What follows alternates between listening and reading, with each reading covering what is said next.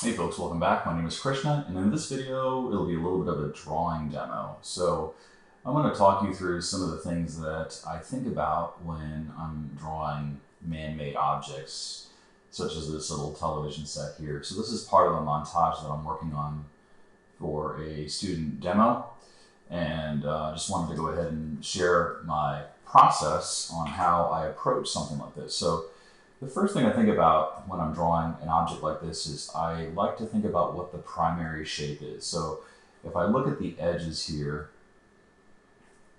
I have a shape that looks something like this. This is like the left face of this object.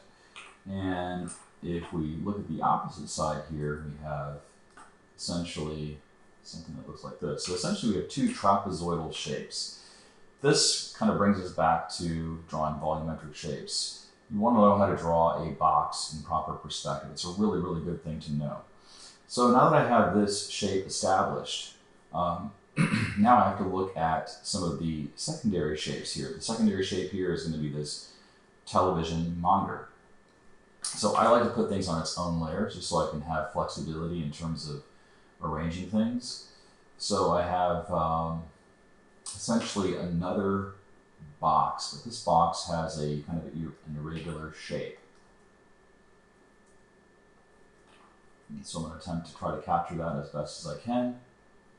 We can see that the same shape is kind of being mirrored on the opposite side. There's a little bit of an angle here. Let me make that a little bit more pronounced. So it goes down and then it has an angle. And then we have some type of television monitor. So typically what I would do in this case is I would just find midpoints to give myself some landmarks, and you can make as many midpoints as you wish. These are essentially creating grids that will help me with regards to placement. So I can say, all right, the television display is something like this. And then we have some tertiary shapes, which are these little slots that are here at the bottom. And we have smaller shapes here. These buttons and knobs are essentially cylinders. So I'm trying to resolve these into basic shapes. You can see that I've already got the proportions established by drawing the box. And I'm using layers liberally so that I can make adjustments if I need to, or if I mess up. So let me just move this over, extend this down.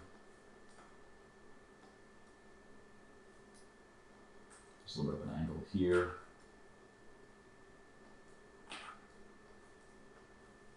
And so I have this structure, and there's a little bit of overlap here too. So drawing that box is really, really going to be important. And then what I can always do is I can use the lasso tool to erase portions that are no longer needed. So I've got the basic bones here of this object. We have some kind of a bevel going on here. So we have some details. The details come in at the very, very end. There's also a handle that appears to be shaped like this. Then we have an antenna. The antenna is essentially a cylindrical shape. So even though I don't have any of the details in here in place just yet, we're starting to see that the structure is resembling that of the reference. And Pinterest is a great place to find awesome references. Now what about these lines here? Well, we can put a midpoint tick mark here, we put another midpoint tick mark here, extend this out, and then repeat that same process, find the midpoint, and then we can subdivide this as much as we need to. And what this will do is this will give us the proper perspective angles, but you want to make sure that the midpoints are in fact close to the midpoint. So you can see that I've got these lines here, and I can keep continuing that process. I can keep adding more lines by finding subsequent midpoints to get more granularity, right?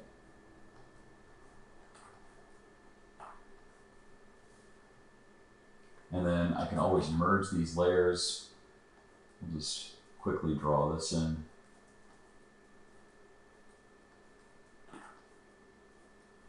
You know, something like this. Now I can drop the opacity and I can redraw this object. So it takes a few different passes. And that's okay. Right? Now I'm drawing these lines freehand, and I'm doing that by using my entire arm, even though it may not seem like it. That's another great way to improve your drawing ability. It's to use your entire arm and avoid using your wrist. You can use your wrist when you're trying to capture details, but when you're simply trying to draw structure and form to establish the object, my recommendation would be to use your entire arm. And it's going to be weird at first, but you will get used to it over a period of time. And that's another reason why I would say that if you're thinking about buying a tablet, to go ahead and select a tablet that is going to be adequately sized. You don't want something that's going to be too small, because then you're going to be forced to using your wrist.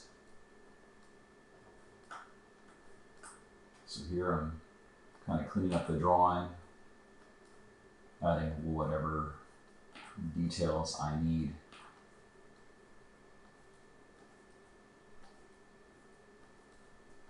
There's other ways of creating these lines here, but this is just a way without any kind of digital tricks.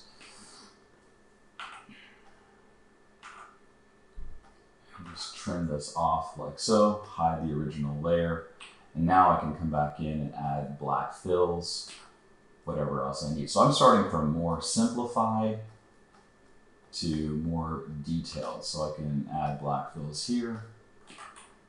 I close those gaps. And the other elements, yeah, I can add those little numbers or whatever else, but I don't necessarily need to, because I think this reads pretty clearly by itself. So now I've got the structure. If I need to clean it up, I'll come back in with the lasso tool, clean it up. And we have our object. I'll add a little bit of hatching, just to go ahead and give it a little bit of variation. And now I can integrate this in with the rest of the composition. So I can move this in. The thing about montages is it relies on something called overlap. Now, one shortcut that I use to go ahead and make sure that I can see my objects clearly apart from one another is I'll select outside the object. I'll inverse the selection by hitting Shift Command I. I'll fill this in with white. And in this way, I can see my objects very clearly, and I can just move them into position wherever I wish. So maybe I'll actually move this further down, and I'll move my little radio.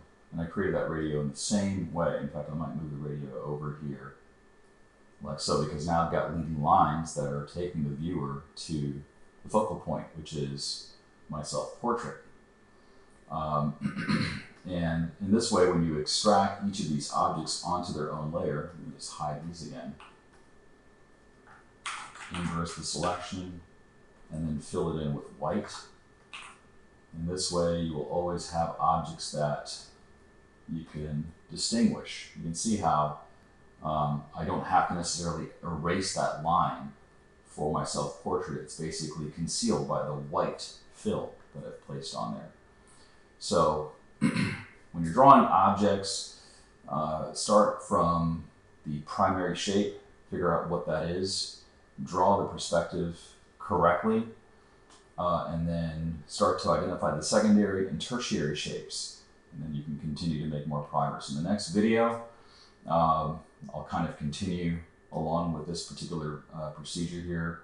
I'll draw something else that, like a vehicle or something that will go into this composition as well. So stay tuned.